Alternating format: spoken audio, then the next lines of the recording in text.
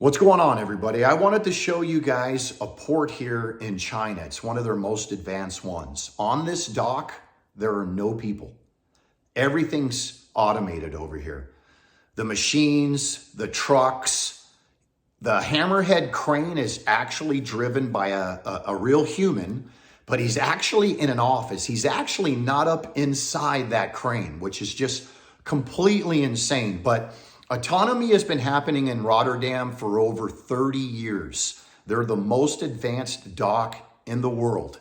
China's trying to grab that spot right now. They're trying to become the most advanced docks. They make all the cranes. Most of the cranes that we get all come from China. So autonomy is here to stay. What we need to know is, how is this going to affect not just longshoremen, but how does this affect the community? How does this affect small mom and pop businesses? I say this literally out there to not just the longshoremen, because if you look here, you can see all this stuff is automated, but we're talking about taxis, Uber drivers, Lyft drivers. Pretty soon, autonomy is going to be there on the street. Within the next 5 years, you're going to be able to hail a car with nobody driving it. And if you don't believe me, look at Cruise in San Francisco. They already have it. Cruise is now implementing down here in Los Angeles. They're going to start running in downtown LA.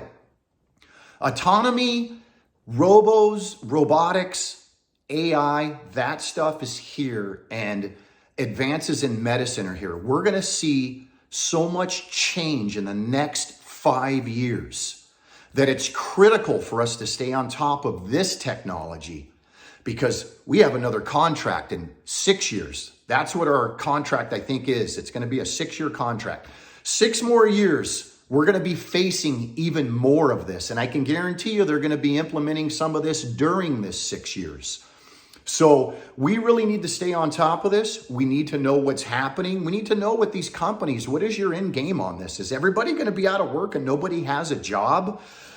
I understand it sounds good because you're going to talk about the longshoremen and the chemicals and the things that we breathe, and it's safer and stuff like that. I get it. Yes, we should have coal miners and all those kind of things, but it just kind of seems like companies come in here and they just bulldoze their way in here and they just implement it, and they don't care what tragedy causes outside of that, because they feel like later on it's going to be better for everyone.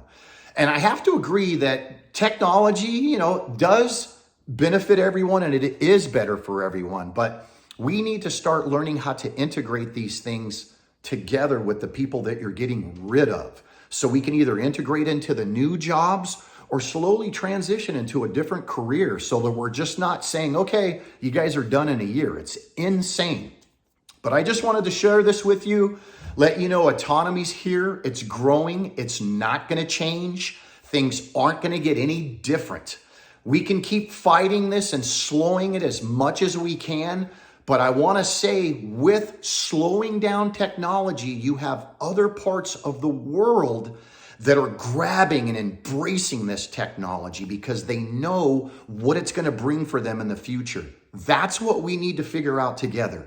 How is this going to help us in the future? Because right now, all we see is a hindrance. So we need to try and work with those things. So with that being said, I'll try and keep you up to date on some of this autonomy and what's going on. Everybody have a great day, and thanks for watching. Don't forget to smash that like button, like and follow.